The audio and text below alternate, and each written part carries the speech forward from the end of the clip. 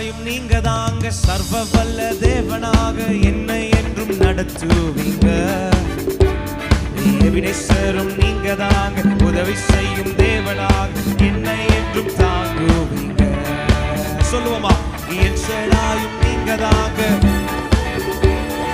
என்னை என்றும் நடத்துவீங்க. எபினேசரும் நீங்க தான், உதவி செய்யும்